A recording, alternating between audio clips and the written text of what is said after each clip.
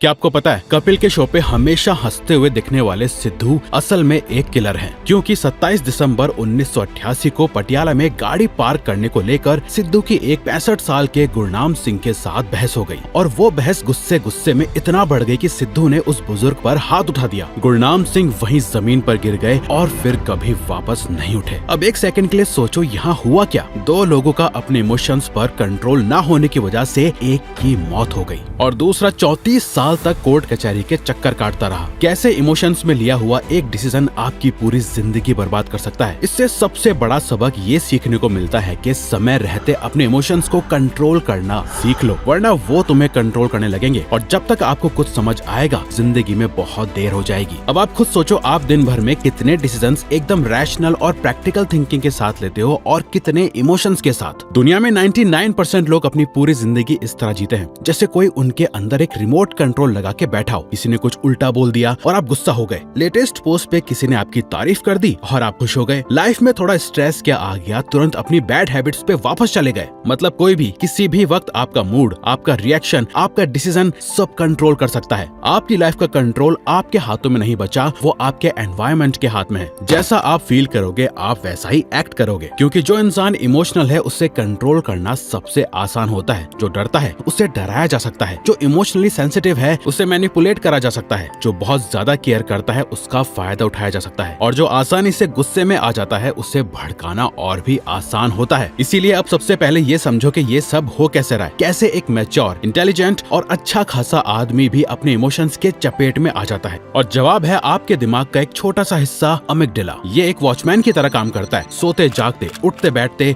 पूरे 24 घंटे। इसका काम बस इतना है कि खतरा दिखे तो तुरंत सिस्टम को अलर्ट करो और जब जब ये अलार्म बजता है बॉडी में एक सेकंड में सब कुछ बदल जाता है। हाथ कांपने लगते हैं, दिल तेजी से धड़कने लगता है, सोचने की ताकत चली जाती है। आप फाइट और फ्लाइट मोड में आ जाते हो और ये होता है 300 मिली सेकेंड्स में। वहीं आपका जो प्रीफ्रंटल कॉर्टेक्स होता है, आपका लॉजिकल थिंकिंग पार्ट, वो जागता है 500 मिली सेकेंड्स में। यानी जो आपका इमोशनल ब्रेन है वो आपके लॉजिकल ब्रेन से 200 मिली सेकेंड ज्यादा फास्ट एक्ट करता है। इमोशंस ट्रिगर होते हैं और तुरंत एक्शन आता है, कुछ सोचने समझने का टाइम ही नहीं मिलता। यही रीजन है कि लोग बहुत जल्दी बहुत गलत डिसीजंस ले लेते हैं। इमेजिन करो, एक बंदा शोरूम से नई बाइक निकाल के रोड पे जा रहा है। साइड में एक दूसरी बाइक अचानक आई और उसकी चमचमाती बाइक में दे मारी। अब यहाँ नेचुरल रिस्पॉन्स क्या होगा? इससे पहले कि वो बंदा सोचे समझे, सिचुएशन देखे, उससे पहले उसका अमिगडाला एक्टिवेट होगा और वो सामने वाले को मारना पीटना शुरू कर देगा। और जब पुलिस आई, मैटर आगे बढ़ा, केस हुआ, तो पता चला कि गलती उसी बंदे की थी। उसे पता भी नहीं चला और उसने रेड लाइट जंप कर दी थी। बस अपनी नई नवेली बाइक के नुकसान ने उसके इमोशंस ट्रिगर कर दिए और वो खुद को रोक नहीं पाया और ये सब झेलना पड़ा। नवजोत सिंह सिद्धू ने भी यही किया था, या कहें तो उनके अमिगडाला ने। अगर लोग बस 200 मिली सेकेंड यानी सिर्फ 0.2 सेकेंड्स रुकना सीख जाएं, अपने थिंकिंग ब्रेन को एक्टिव होने का एक मौका दें, तो उनके इमोशंस अपने आप वीक पड़ने लग जाएंगे। हो सकता है आप सोचते हो कि ये तो बहुत एक्सट्रीम एग्जांपल है, मैं तो कभी इतना गुस्सा नहीं करता।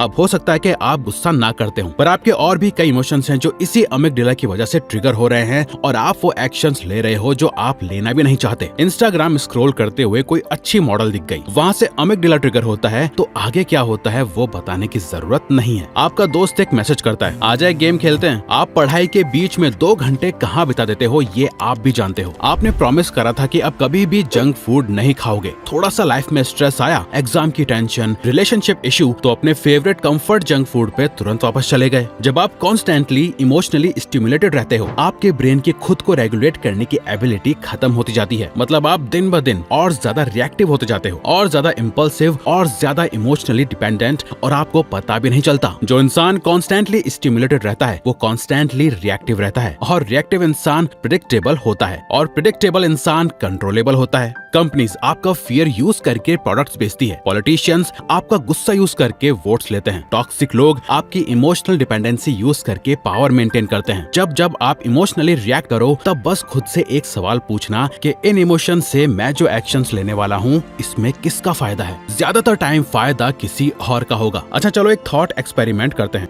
आप अपनी लाइफ में कहीं पीछे जाओ, कोई एक मोमेंट याद करो जब आपने कुछ ऐसा कह दिया या कर दिया जिसका रिग्रेट आपको आज तक होता है। गुस्से में भेजा हुआ एक मैसेज, जेलसी में की गई एक फाइट, इनसिक्योरिटी में लिया हुआ एक ऐसा डिसीजन जो रिश्ते तोड़ गया। आपके बोले हुए वर्ड्स नहीं आ सकते, आपके किए हुए काम हिस्ट्री से मिटाए नहीं जा सकते। सोचो कितनी बार कोई चीज स्टार्ट करने से पहले ही छोड़ दी, कितनी बार रिजेक्शन के डर से चुप रहे, कितनी बार ईगो ने किसी से कुछ सीखने नहीं दिया। ये सब इमोशंस थे। प्रोक्रेस्टिनेशन, लेजीनेस, शाइनेस, ये सारी चीजें जिसे आप एक मास्क की तरह ओढ़ लेते हो। ये सभी मास्क के पीछे छुपे इमोशंस हैं जो आप कंट्रोल नहीं कर पा रहे, बस उन पे एक्ट कर रहे हो। आप टैलेंटेड हो, इंटेलिजेंट भी, बड़े बड़े सपने हैं आपके, पर जब तक आपके अंदर इमोशनल कंट्रोल नहीं आएगा, सब कुछ एक टूटी हुई बाल्टी की तरह है। चाहे कितना भी भरते जाओ, सब बहता जाएगा। आपके एम्बिशंस, सपने, सारे गोल्स आपके और आपके इमोशंस के बीच हैं बस। और सबसे इम्पोर्टेंट एक बात ये समझो, इमोशनल कंट्रोल का मतलब ये नहीं कि सब कुछ अंदर दबा दो। इमोशनल नंबनेस, इमोशनल मास्टरी नहीं होती। जो इंसान सब कुछ सप्रेस करता रहता है वो एक दिन या तो टूट जाता है या फिर इतना नम हो जाता है कि कुछ फील ही नहीं होता। दोनों किसी काम के नहीं। इमोशनल मास्टरी कुछ और है। मास्टरी का मतलब है इमोशन फील करो, लेकिन वो इमोशन आपका डिसीजन ना ले। जो लोग इस दुनिया में सच में पावरफुल होते हैं उन्हें देखो, वो इमोशनलेस नहीं होते, वो इमोशनली अनटचेबल होते हैं। कोई उन्हें प्रिडिक्ट नहीं कर सकता, कोई उन्हें ट्रिगर नहीं कर सकता, कोई उनका रिमोट नहीं पकड़ सकता। सोच के देखो, दुनिया के जितने भी पावरफुल लोग हैं वो अगर आपके इमोशंस के जाल में फंस जाते तो दुनिया कैसी होती। इलॉन मस्क स्पेसएक्स बना पाते, सैम ऑल्टमैन ओपनएआई बना पाते, जेनसन हुआंग एनवीडिया बना पाते। बिना इमोशनल कंट्रोल के कोई भी पर्सनल या प्रोफेशनल अचीवमेंट पॉसिबल नहीं है।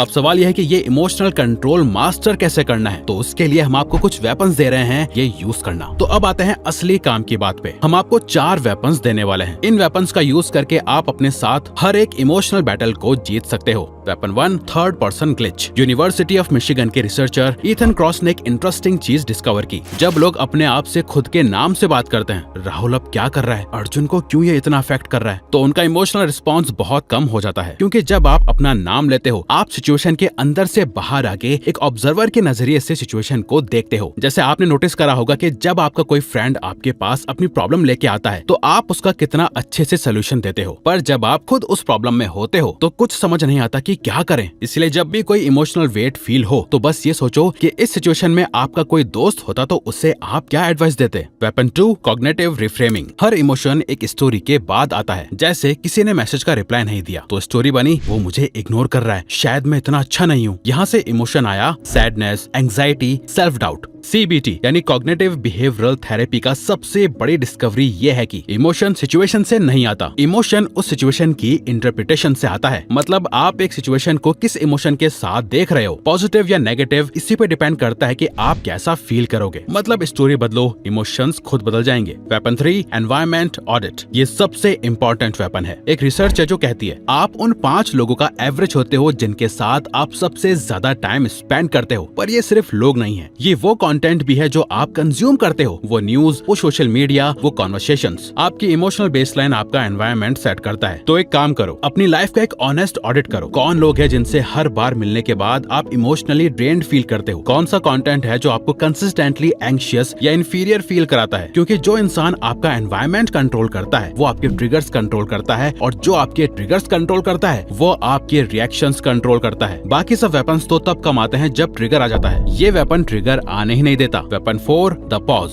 याद है वो 200 मिलीसेकंड्स वाली बात? अमिगडाला 300 पे ट्रिगर होता है और लॉजिकल ब्रेन 500 पे। आप इस गैप को बड़ा कर सकते हो। जब भी स्ट्रॉन्ग इमोशन आए, गुस्सा, हर्ट, जेलसी, डर, एक काम करो, एक डीप ब्रेथ लो, 5 second inhale, 5 second hold, 5 second exhale. इसे बॉक्स ब्रीदिंग कहते हैं। ये आपके अमिगडाला को शांत करता है और एक काम मेंटल स्टेट डेवलप करता है। जब आप पॉज करते हो, आपके लॉजिकल ब्रेन को एक्टिवेट होने का मौका मिलता है। इमोशन वही रहता है, पर अब आप चूज कर सकते हो कि रिस्पॉन्ड करना है या रिएक्ट करना है। अब अगर आप ये वीडियो एंड तक देख रहे हो, इसका मतलब आप सीरियसली अपनी लाइफ बदलना चाहते हो, आप बाकियों की तरह नहीं हो। तो डिस्क्रिप्शन में जो पहला लिंक है उस पे क्लिक करके जरूर देखो और उसे ज्वाइन करो, जो कि है हमारा सेल्फ मास्टरी प्रोग्राम, जिसमें mind mastery, procrastination, consistency, time management, goals, सब कुछ एक जगह हमने आपको सिखाया है। ये प्रोग्राम लाइफ ट्रांसफॉर्मिंग है। कूपन कोड रिवायर यूज करना चेकआउट पे एक्स्ट्रा डिस्काउंट मिल जाएगा। तो अगर आपको ये वीडियो अच्छी लगी तो वीडियो को लाइक और चैनल को सब्सक्राइब करके हमें सपोर्ट करो और बेल नोटिफिकेशन ऑन कर लीजिएगा ताकि आप आने वाली वीडियोस मिस न कर पाओ। Thank you for watching.